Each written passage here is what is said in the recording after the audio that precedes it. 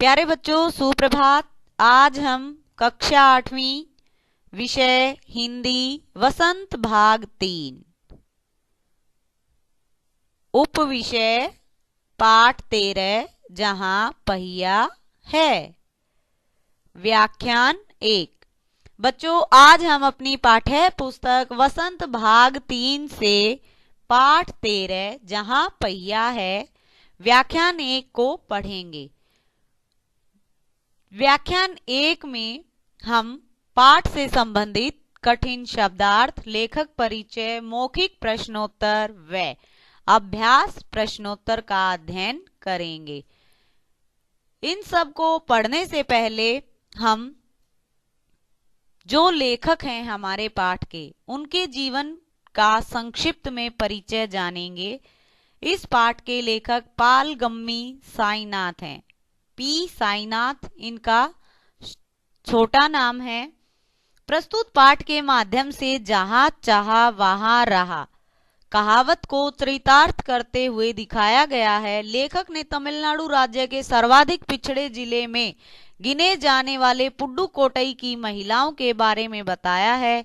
वहां उन्होंने साइकिल चलाना सीखने को एक आंदोलन के रूप में अपनाया और समाज के रूढ़िवादी बंधनों तथा पुरुषों द्वारा थोपी गई दिनचर्या से बाहर निकलकर दिखाया। लेखक ने पहिए के विकास तथा उन्नतिकारी रूप में प्रस्तुत किया है। यहाँ पर बेटा तमिलनाडु जिला है, उसके पुडुकोट्टई गांव के बारे में वर्णन किया गया है कि किस प्रकार महिलाओं ने साइकिल चलाना सीखा, साइकिल को एक आंदोलन के रूप में लिया। पाठ पढ़ने से पहले हम लेखक परिचय के बारे में जानकारी प्राप्त करते हैं। आइए जानते हैं लेखक परिचय। लेखक परिचय। नाम पालगम्मी साईनाथ। जन्म स्थान 1957 ईस्वी में आंध्र प्रदेश में। पुरस्कार मैग्सेसे पुरस्कार 2007 ईस्वी में।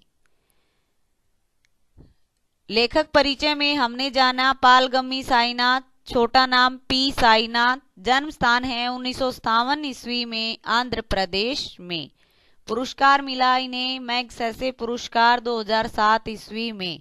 मृत्यु अभी इनकी नहीं पता। अब हम पाठ से संबंधित कठिन शब्द व उनके अर्थ की जानकारी प्राप्त करेंगे। शब्द अर्थ। अजीब, अनोखा। नव साक्षर, जिसने अभी जल्दी में पढ़ना या किसी नए कौशल को सीखा हो। शीलता, शालीनता। प्रशिक्षण, वह स्थान जहां कुछ नया गुण सिखाया जाता है। रूढ़िवादी, पुरानी बातों को अपनाए रखने वाला। अजीब, अनोखा। नव साक्षर, जिसने अभी जल्दी में पढ़ना या नए कौशल को सीखा हो। शीलता, शालीनता। प्रशिक्षण, वह स्थान जहां कुछ नया गुण सिखाया जाता है। रूढ़िवादी, पुरानी बातों को अपनाए रखने वाला। फब्तियां, कसना, मजाक उड़ाना। प्रशंसक, प्रशंसा करने वाला। बेशकीमती, बहुमूल्य। तराशना, सुंदर आकार या रूप देना। निर्भरता, आश्रित होना। प्रहार, चोट। फब्तियां कसना, मजाक उड़ाना। प्रशंसक, प्रशंसा करने वाला। बेशकीमती, बहुमूल्य। तराशना, सुंदर आकार या रूप देना। निर्भरता, आश्रित होना। प्रहार, चोट। बच्चों, हमने पाठ से संबंधित कठिन शब्द व उनके अर्थ की जानकारी प्राप्त की। अब हम पाठ को संकेत बिंदुओं के माध्यम से पढ़ते हैं। जैसा कि मैंने अभी पाठ शुरू करने से पहले बताया कि यह पाठ तमिलनाडु के पुडुकोट्टई गांव की एक कहानी का वर्णन किया गया है। इसमें महिलाओं को जागरूक करने के लिए, उन्हें अपना काम स्वयं करने के लिए प्रेरित किया गया है और महिलाओं ने साइकिल चलाना एक आंदोलन के रूप में माना है। किस प्रकार महिलाओं के अंदर साइकिल चलाने का एक जोश उत्पन्न हुआ, उस जोश को लेखक ने अपने शब्दों के माध्यम से किस प्रकार प्रस्तुत किया है, आइए जानते हैं। पाठ के संकेत बिंदु। तमिलनाडु की महिलाओं ने साइकिल चलाने को एक सामाजिक आंदोलन माना। अब यहाँ पर जैसा कि सर्वाधिक जिले में गिने जाने वाले पुडुकोट्टई की महिलाओं के बारे में बताया और महिलाओं ने साइकिल चलाने को एक सामाजिक आंदोलन के रूप में माना। उन नव साक्षर ग्रामीण महिलाओं के लिए यह कोई नई बात नहीं है। इस आंदोलन को उन्होंने पुरानी परंपराओं की जंजीरों को तोड़ने के लिए किया। सर्वाधिक पिछड़े जिलों में गिना जाने वाला यह जिला उस समय प्रकाश में आया जब यहाँ की महिलाओं ने अपनी स्वाधीनता, आजादी और गतिशीलता को अभिव्यक्ति के प्रतीक के रूप में साइकिल को चुना। अब यहाँ पर फातिमा नाम की लड़की के द्वारा शाम के समय साइकिल किराए पर लेकर चलाना। अब यहाँ पर जैसे कि महिलाओं में एक जोश उत्पन्न हुआ, साइकिल चलाने का एक आंदोलन चला। उसमें एक फातिमा नाम की लड़की थी जो मुस्लिम थी। उस मुस्लिम लड़की ने क्या किया, इस आंदोलन में भाग लिया और उसने साइकिल किराए पर ली। उसके पास इतनी आय नहीं थी जिससे कि वो साइकिल को खरीद सके, इसलिए वह शाम के समय साइकिल किराए पर लेती थी और अपना शौक पूरा करने के लिए आधा घंटा साइकिल को चलाती थी। साइकिल चलाना सीखने वाली महिलाओं में मजदूर वर्ग की महिलाएं अधिक थी। साइकिल चलाने वाली महिलाओं में अत्यधिक महिलाएं बालवाड़ी, आंगनवाड़ी कार्यकर्ता, अध्यापिकाएं तथा ग्राम सेविकाएं थी, जिनमें ज्यादातर महिलाओं ने साइकिल चलाना हाल फिलहाल में ही सीखा है। अब यहाँ पर साइकिल चलाना सीखने वाली महिलाओं में जिस प्रकार से साइकिल चलाना एक आंदोलन का रूप ले लिया, अब उसी प्रकार से इस जिले की रूढ़िवादी पृष्ठभूमि की युवा मुस्लिम लड़कियों ने साइकिल चलाना सीखा। जैसे कि मुस्लिम वर्ग में लड़कियों को बाहर आने जाने नहीं दिया जाता था, लेकिन इस आंदोलन में मुस्लिम लड़कियों ने भी भाग लिया और अपना अधिकार बताया। इसी बारे में एक जमीला बीवी नामक महिला का कहना है कि उनका अधिकार है कि वो बसों का इंतजार किए बिना कहीं भी जा आ सकती हैं। शुरू में जब उसने साइकिल चलाना सीखा तब लोगों ने फब्तियां कसी। अभी जैसे मैंने फब्तियां कसना का अर्थ बताया था कि मजाक उड़ाना, लोगों ने मजाक उड़ाया लेकिन उन्होंने किसी की परवाह नहीं की। एक फातिमा नाम की मुस्लिम लड़की थी, अध्यापिकाएं थी और मजदूर वर्ग में जो महिलाएं सुबह काम पर जाती थी, बहुत सारी महिलाएं ऐसी थी जो पुरुषों के साथ जाती थी, लेकिन जब उन्हें साइकिल चलाना आ गया तो पुरुषों का साथ देना छोड़ दिया। वो पुरुषों पर आधारित नहीं थी, आश्रित नहीं थी, इसलिए वो अब कहीं भी जा आ सकती थी। इसी प्रकार से उन्होंने आंगनवाड़ी कार्यकर्ताओं ने, बालवाड़ी कार्यकर्ताओं ने, अध्यापिकाओं ने, ग्राम सेविकाओं ने ज्यादातर ने साइकिल चलाना सीखा, क्योंकि हर रोज जाना आना पड़ता था, समय की बर्बादी होती थी। समय को बचाने के लिए अपनी मेहनत करने लगी और स्वयं एक स्थान से दूसरे स्थान जाने आने लगी। 1992 के अंतर्राष्ट्रीय महिला दिवस के अवसर पर साइकिल सवार लगभग 1500 महिलाओं ने तूफान ला दिया। 1992 में जब अंतर्राष्ट्रीय महिला दिवस मनाया गया। उस अवसर पर साइकिल सवार 1500 महिलाएं थी जिन्होंने साइकिल पर सवार होकर तूफान ला दिया और वहां पर उन महिलाओं को देखते हुए सभी हक्के बक्के रह गए। महिलाओं के अंदर इतनी अधिक जागरूकता आ गई कि उसे देखकर वहां पर रहने वाले सभी लोग हक्के बक्के हो गए, हैरान रह गए। महिलाओं को साइकिल चलाना सीखने के बारे में पुरुषों की राय यह थी कि इस क्षेत्र में साइकिल सीखने वालों की संख्या में काफी वृद्धि हुई है और उस वृद्धि के कारण जो आर साइकिल्स के मालिक थे उन्होंने कहा कि इस साल साइकिल बिक्री में काफी वृद्धि हुई है और उनके पास जो स्टॉक था वो भी खत्म हो गया था। कारखाने में इतनी अधिक साइकिलें नहीं बन पाती थी, इसलिए उन्होंने जो महिलाएं साइकिल से वंचित रह गई वो पुरुष की जो साइकिल होती थी उन्हीं को चलाने लग गई। अब बताया गया आर साइकिल्स के मालिक के द्वारा कहा गया कि इस साल साइकिल की बिक्री में काफी वृद्धि होना। आर साइकिल्स मालिक के द्वारा कहा गया कि इस बार साइकिल की बिक्री में काफी वृद्धि हुई है, इससे आर्थिक लाभ भी हुए हैं। कुछ महिलाएं अब अगल बगल के गांव में कृषि संबंधी अन्य उत्पाद बेचने भी जाती हैं और साइकिल सीखना एक महत्वपूर्ण कला भी बन गया है।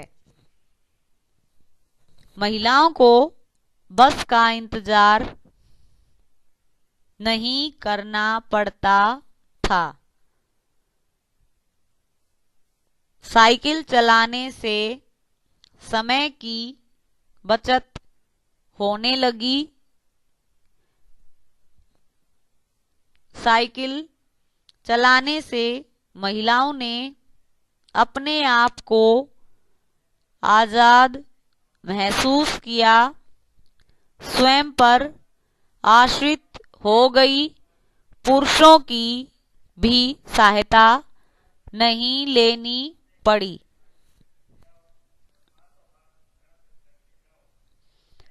महिला 1992 के अंतर्राष्ट्रीय महिला दिवस के अवसर पर साइकिल सवार लगभग 1500 महिलाओं ने तूफान ला दिया और साइकिल्स मालिक के द्वारा कहा गया कि इस साल साइकिल की बिक्री में काफी वृद्धि हुई है। महिलाओं को बस का इंतजार भी नहीं करना पड़ता था। साइकिल चलाने से समय की बचत होने लगी। अब साइकिल चलाने से महिलाओं ने अपने आप को स्वतंत्र महसूस किया, स्वयं पर निर्भर हो गई, पुरुषों की सहायता नहीं लेनी पड़ती थी। अब तो किसी युवा माँ को आगे बच्चे को बैठाए तथा पीछे 2-3 भरे बर्तन लिए घर जाते आते देखा जा सकता था। जिनके पास साइकिलें होती थी वे सारा काम बिना परेशानी से कर सकती थी। यहाँ की महिलाओं को आर्थिक पहलू की तुलना में अपने अंदर आए आत्मसम्मान की भावना ज्यादा महत्वपूर्ण लगती है। फातिमा बताती है कि अपनी मर्जी से स्वच्छंदता पूर्वक साइकिल चलाने से आजादी और खुशहाली का अनुभव हुआ। फातिमा साइकिल से कमाई नहीं करती बल्कि किराए की साइकिल लेकर आजादी अनुभव करती है। वहां की एक अन्य महिला ने यह भी बताया कि साइकिल चलाना उनके लिए बड़ी चीज है और हवाई जहाज चलाने के जैसा है। पुरुष वर्ग इस बारे में जो चाहे सोचे, कुछ भी करें, पर साइकिल चलाने के मामले में पुरुष वर्ग भी इनकी बराबरी नहीं कर सकता। अब महिलाओं ने कहा कि पुरुष हमारे बारे में जो सोचना है, जो कहना है वो कहते रहें, हमें इस चीज का कोई फर्क नहीं पड़ता, क्योंकि हम साइकिल चलाने में अपनी आजादी को अनुभव करते हैं, महसूस करते हैं और स्वयं को किसी के ऊपर निर्भर नहीं सोचते। अब हम कहीं भी जा सकते हैं, आ सकते हैं। साइकिल चलाने से हमारे समय की बचत हुई है और हमें बस का इंतजार नहीं करना पड़ता। पहले सुबह बस का इंतजार करना पड़ता था, बस का समय निश्चित होता था, लेकिन साइकिल सीखने के बाद किसी का इंतजार करना नहीं पड़ता, किसी के ऊपर हम आश्रित नहीं रहते, हम स्वयं अपने काम आ जाकर कर सकते हैं। प्यारे बच्चों, व्याख्यान में हमने पढ़ा कि किस प्रकार से तमिलनाडु के पुडुकोट्टई गांव में महिलाओं के साइकिल चलाने के विकास में वृद्धि हुई। अब महिलाओं को एक स्थान से दूसरे स्थान पर पुरुषों की सहायता नहीं होती थी, स्वयं आ जा सकती थी, अपने कार्य स्वयं कर सकती थी, जैसे पानी लाना है, सब्जी लानी है, इस प्रकार के कार्य वो स्वयं कर सकती थी, उन्हें पुरुषों का सहारा नहीं चाहिए था। महिलाएं सबसे अधिक आजादी को अनुभव करती थी और साइकिल चलाना सीखना उनके लिए हवाई जहाज उड़ाने के समान था। अब हम पाठ से संबंधित मौखिक प्रश्न करेंगे। मैं आपसे मौखिक प्रश्न पूछूंगी, आपको उनके उत्तर देने हैं। पहला प्रश्न है,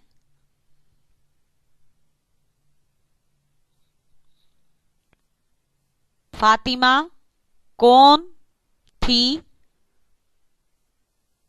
अब फातिमा कौन थी? फातिमा एक मुस्लिम वर्ग की महिला थी जो साइकिल किराए पर लेती थी, चलाती थी और अपने आप को स्वतंत्र महसूस करती थी। उत्तर लिखते हैं। फातिमा एक मुस्लिम महिला थी। कौन थी? फातिमा एक मुस्लिम महिला थी। प्रश्न 2, फातिमा किराए पर साइकिल क्यों लेती थी? उत्तर, फातिमा किराए पर साइकिल इसलिए लेती थी क्योंकि उसके पास साइकिल खरीदने के लिए पैसे नहीं थे। अब साइकिल चलाना उसका एक शौक था, अपने शौक को पूरा करने के लिए वह साइकिल किराए पर लेती थी और उसके पास अपनी स्वयं की साइकिल खरीदने के पैसे नहीं थे, इसलिए वो किराए पर साइकिल लेकर चलाती थी। अब हम अपने पाठ से अभ्यास कार्य करेंगे, अभ्यास प्रश्नोत्तर करेंगे। हमारे अभ्यास का प्रश्न 1 है, अभ्यास प्रश्नोत्तर। प्रश्न 1, उन जंजीरों को तोड़ने का जिनमें वे जकड़े हुए हैं कोई ना कोई तरीका लोग निकाल ही लेते हैं। आपके विचार से लेखक जंजीरों द्वारा किन समस्याओं की ओर इशारा कर रहा है? अब जिनमें वो जकड़े हुए हैं, यहाँ कहने का तात्पर्य है कि महिलाओं पर जो अधिकार थोपे गए हैं कि महिलाओं को ये कार्य नहीं करना, महिलाएं ये कार्य नहीं कर सकती, आपके विचार से क्या वो अधिकार हैं वो उन्हें थोपने चाहिए, वो समस्याएं हैं उनके ऊपर समाधान करना चाहिए या नहीं करना चाहिए? तो जानते हैं उत्तर। हमारे विचार से लेखक ने विभिन्न समस्याओं की ओर संकेत किया है। ये महिलाएं रूढ़िवादिता, पिछड़ेपन एवं बंधनों से परिपूर्ण जीवन बिता रही थी। ये न तो स्वतंत्र निर्णय ले पा रही थी और ना ही स्वतंत्रता पूर्वक जीवन जी पाती थी। अब इनके ऊपर जो अधिकार थोपे गए, रखे गए थे, उन अधिकारों से बंधी हुई, उन बंधनों से बंधी हुई ये महिलाएं बिल्कुल क्या थी? पिछड़ेपन का शिकार हो चुकी थी। ये न तो स्वतंत्र रूप से जी पाती थी और न ही अपने जीवन के कोई निर्णय ले पाती थी। ये अधिकार बिल्कुल गलत तरीके से इनके ऊपर थोपे गए थे। प्रश्न 2, क्या आप लेखक की इस बात से सहमत हैं? अपने उत्तर का कारण भी बताइए। उत्तर, हाँ, हम लेखक की इस बात से सहमत हैं। समाज द्वारा बनाई गई रूढ़ियां अपनी सीमाओं को लांघने लगे तो समाज में इसके विरुद्ध एक क्रांति अवश्य जन्म लेती है। अब अगर इस प्रकार की रूढ़ियां बनाई गई हैं और उनको अगर महिलाएं लांघेंगी, उनका विरोध करेंगी या कोई भी व्यक्ति उसका विरोध करेगा तो एक क्रांति का जन्म अवश्य होता है, क्योंकि मर्जी किसकी होती है? अपने मन की होती है। मन से जो कार्य किया जाता है हमेशा कुशलता पूर्वक किया जाता है, खुशी खुशी किया जाता है। लेकिन अगर बंधन में बंध कर उस कार्य को किया जाता है तो उस कार्य में कभी भी सुख की प्राप्ति नहीं हो सकती। प्रश्न 3, साइकिल आंदोलन से पुडुकोट्टई की महिलाओं के जीवन में कौन कौन से बदलाव आए हैं? अब कौन कौन से बदलाव आए हैं? शर्म की बचत होने लगी, स्वाधीनता के प्रति महिलाएं जागरूक हुई, समय बचने लगा, आत्मसम्मान की भावनाएं उनमें पैदा होने लगी। उत्तर लिखते हैं। उत्तर, साइकिल आंदोलन से पुडुकोट्टई की महिलाओं के जीवन में निम्नलिखित बदलाव आए। महिलाएं अपनी स्वाधीनता के प्रति जागरूक हुई, समय और शर्म की बचत हुई, स्वयं के लिए आत्मसम्मान की भावना पैदा हुई। अगला प्रश्न है प्रश्न 4, शुरुआत में पुरुषों ने इस आंदोलन का विरोध किया, परंतु आर साइकिल्स के मालिक ने इसका समर्थन क्यों किया? अब शुरुआत में पुरुषों ने इस आंदोलन का विरोध किया क्योंकि पुरुष नहीं चाहते थे कि महिलाएं स्वतंत्र हों, स्वाधीनता पूर्वक अपना जीवन व्यतीत करें। वो चाहते थे कि महिलाएं उनके कंधे पर ही रहें, अर्थात उनका सहारा उन्हें हमेशा लेना पड़े और वो ही सर्वश्रेष्ठ या अग्रणीय रहें। उत्तर, शुरुआत में पुरुषों ने इस आंदोलन का विरोध किया क्योंकि उन्हें डर था कि इससे महिलाओं के अंदर की जागरूकता आ जाएगी। आर साइकिल्स के मालिक गांव के एकमात्र महिला साइकिल डीलर थे। इस आंदोलन से उनकी आय में वृद्धि होना स्वाभाविक था। अब जो आर साइकिल्स के मालिक थे, मैंने बताया था कि वो अकेले महिला साइकिल डीलर थे जो महिला साइकिल बनाते थे, और जितनी महिलाएं साइकिल सीखेंगी उतना ही उनकी कंपनी को, उनके कारखाने को फायदा होता। इसलिए उन्होंने इस आंदोलन का काफी समर्थन किया क्योंकि उनको बिक्री होती थी, उनकी आय में वृद्धि होती थी, इसलिए उन्होंने इस आंदोलन का पूर्णतः समर्थन भी किया। प्रश्न 5, प्रारंभ में इस आंदोलन को चलाने में कौन कौन सी बाधा आई? उत्तर है, प्रारंभ में फातिमा ने जब इस आंदोलन की शुरुआत की तब उसे बहुत सारी कठिनाइयों का सामना करना पड़ा। उसे लोगों की फब्तियां सुननी पड़ी। पुरुषों ने भी इसका विरोध किया, उसके उत्साह को तोड़ने का प्रयास किया, लेकिन किसी की भी परवाह न करते हुए इस आंदोलन को आगे बढ़ाया। फातिमा ने जब इस आंदोलन की शुरुआत की, उसे बहुत सारी कठिनाइयों का सामना करना पड़ा, लोगों का मजाक सहन करना पड़ा। लोग जो कमेंट करते थे, जो ताने कसते थे, वो सभी चीजें वो सहन करती थी। पुरुषों ने इसका बहुत विरोध भी किया, लेकिन उसने किसी की परवाह नहीं की और इस आंदोलन को आगे बढ़ाया।